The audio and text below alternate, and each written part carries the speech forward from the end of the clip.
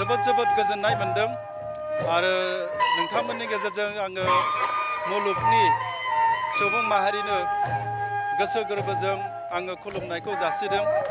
रंजालि बैसागुनि जे बे फोरबोनि गेजेरजों मुलुगाव मोनसे सान्थि गोजोननाय बियो लाबोथों। रंजालि बैसागु आरो गोदान बोसोरा बयनिबो थाखाय मोजां जाथों, बेखौ आङो दिनै उदालगुरि जिल्ला दुलाराय बर' फरायसा आफादनि 13थि जे रंजालि बैसागु फालिथाय बिनि फालिथाय थेलिनिफ्राय आङो फोरमायबाय। मानो होनब्ला रंजालि बैसागु बियो बर' माहारिनि मोनसे फोरबो आरो बे रंजालि बैसागुनि गेजेरजों जोंनि बर' माहारिनि मोनसे हारिमु, राव, थुनलाइ बेखौ जोङो गोग्गोमै आरो गायसंनो हानाय मोनसे बियो फोरबो।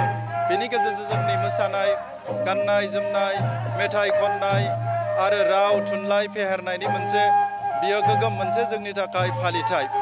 मानि गेजेरजों आरोबाव रंजालि बैसागुखौ गोदोनिफ्राय जारिमिना खोन्थास' हायै मोनथिस' हायै समनिफ्रायनो बर' माहारिया जेब्लानिफ्राय सुथि मोनदों बै समनिफ्रायनो रंजालि बैसागुखौ खुंबोदों।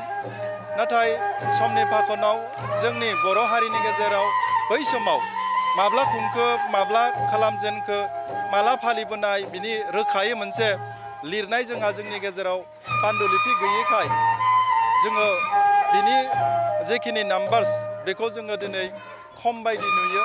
नाथाय बिनिनो गेजेराव दिनै दुलाराय बर' फरायसा आफादजों लोगोसे गुबुन आफादफोरा समाजनि मानसिफ्रा बेखौ बे रोखोमनि आथालसिम दिनै स्टेजाव लानानै फैदों आरो बेनि गेजेरजों मुलुगनि मानसिफोरनो रंजालि बैसागुआव जे बर' माहारिया बियो जोंनि आमाय थुखुल मोनसे फोरबो बेखौ जोङो फोरमायनो थाखाय जोङो खाबु मोनदों। आरो बे रंजालि बैसागुनि मोसानायखौ जोङो भारतनि गुबुन हारिनि जेरै मोसानाय, जेरै मणिपुरि डान्स, खत्रिय डान्स, गारबा डान्स बेफोरो जेरै भारतनि मोनसे मोसानाय मोनसे माबायाव आवथायाव दिनै फैबाय, रिकगनाइज मोनबाय। थिग बिब्दिनो रंजालि बैसागु मोसानाय बा अर्थात बैसागु मोसानाय, बैसागु मेथाइखौबो जोङो भारतनि मोनसे जोङो मोसानाय बे खोलोबाव लांनो हानाय पर्यायसिम जोङो लांनांगोन।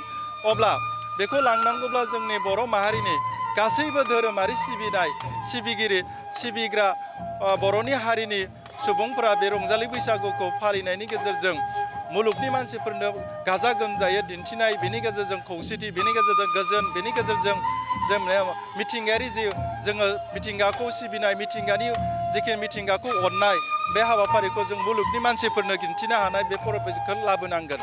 दा ओंखायनो आं गोलावथार बुङालासिनो दिनै उदालगुरि जिल्ला दुलाराय बर' फरायसा आफादा थांनाय 14-15 बोसोरनिफ्राय बेखौ बे प्लेटफर्माव लाबोनानै उदालगुरिनि बिखायाव मोजां रोखोमै जोंनि उदालगुरिनि जाय समाज सिबियारि, मेलेमजिबि, बैसोआव गिदिर बिथांमोनखौ बोसोराव खनसे मान होनाय, खुलुमनाय, बिथांमोननिफ्राय बोर लानाय आरो उन्दैफोरखौ अननाय बे मोनसे खान्थिखौ दिनै खालामबोदों।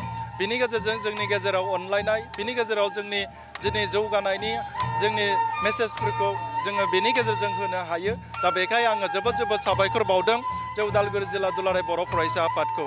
मानो होनब्ला दिनै फिनै बे रंजालि बैसागु मोसानाय थिलिखौ आंखौ बेखेवनो होनायनि थाखाय बे खाबुखौ आरोबाव जिल्ला आफादा होबाय। बिनि थाखाय आङो जिल्ला आफादनि बयनिसिमबो आङो गोसो गोरबोजों साबायखर बावनानै आङो उदालगुरिबाखि आरो मुलुगाव थानाय बर' समाजनि मानसिफोरनि मोजांनि थाखाय इसोरनि खाथियाव आर'ज गाबबाय।